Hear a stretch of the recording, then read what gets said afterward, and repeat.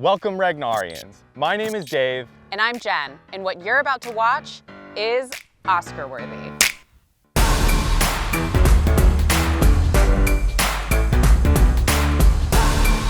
Whether you've run a Ragnar before or this is your first time, get ready, because we're talking all things safety.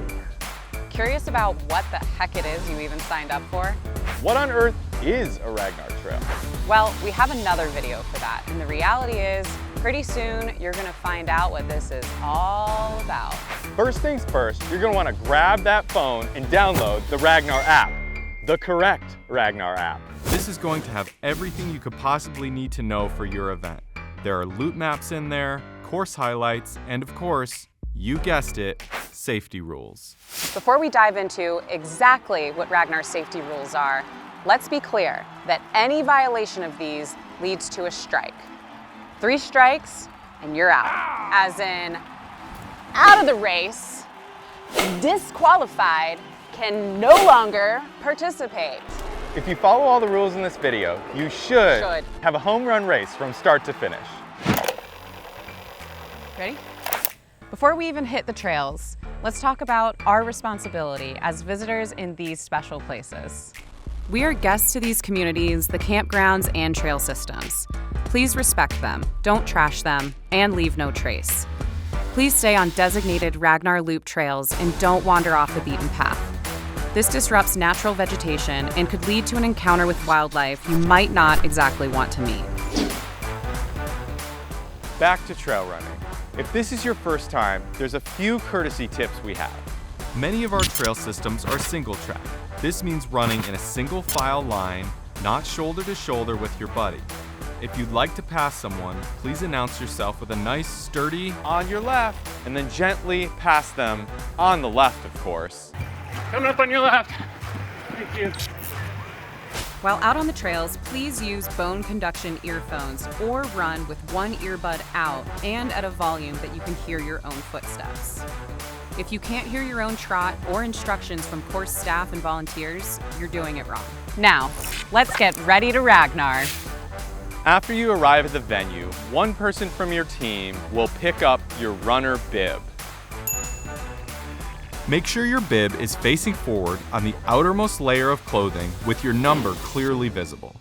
The bib contains a timing chip that will notify your team when they're about a quarter mile away from the transition tent. If you don't have a teammate waiting for you, then leave your bib at the transition tent so it can be given to your team's next runner. Memorize your bib number, aka your team number, in case we need to call you over the PA system. In this case, you would be team number 1. Along with your bib, you will also receive some slap bracelets. And yes, they are exactly what they sound like. As much as we want the shiny cool ones, here at Ragnar we have 3 slap bracelet colors: green, yellow, and red. For example, if you are running green, you should slap the green bracelet on. This is so you don't get lost or forget what loop you're supposed to be running. The course is marked with signage that also corresponds to the color of the loops. It's like a giant color-coded map. Be on the lookout for more signage along the course that will motivate you, tell you you're going the wrong way, and most importantly, when you need to slow down or use caution. It's important to run with your phone as a safety measure and make sure that you have your teammate's contact saved to your phone. Why, you ask? I'll tell you why. Let's say you're running on the trail and you come across an injured runner. You're not just gonna hop over them and carry on your way.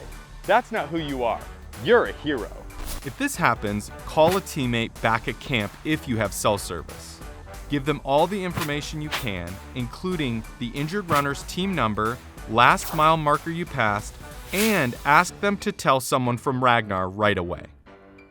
If you don't have cell service, inform the first staff member or volunteer you see along the course, and we will be on our way to assist. If it's a dire situation and true emergency and you have cell service, as always, please call 911 immediately and then notify Ragnar staff. If you get injured while running, call a teammate back at camp if you have cell phone service and have them contact someone at Ragnar. If you don't have cell phone service, please give a passing runner all of your details, including your name, team and bib number, location, and injury information. They can continue along the course to find help and send a medic out ASAP. We do recommend headlamps about 2 hours prior to sundown. Why, you ask? Because some of our loops are pretty long and we don't want you to get stuck out there in the dark. Be sure to bring extra batteries in case you run out of juice. Speaking of juice, we don't have that, but we do have water along the course. Location varies depending on your race specifically.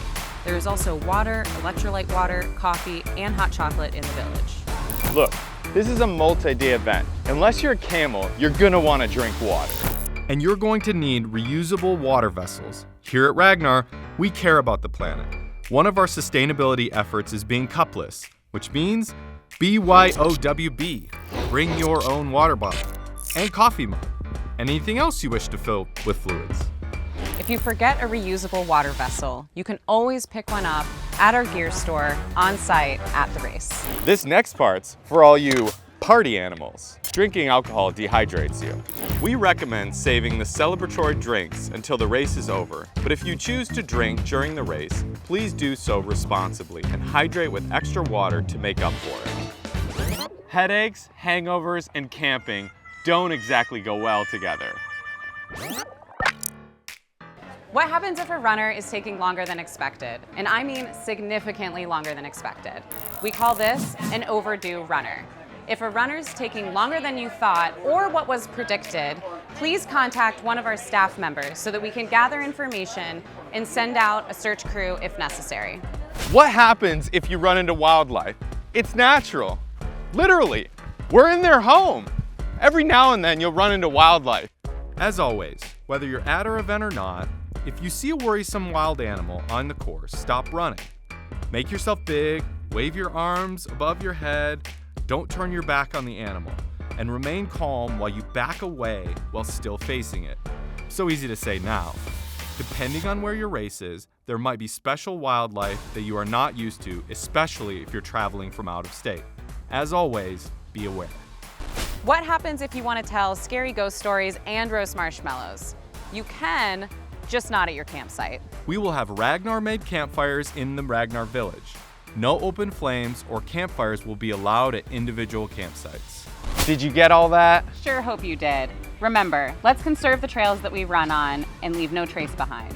And if you have any questions, make sure to drop us a line. Your safety is our #1 priority. But don't forget to have fun. We'll see you soon.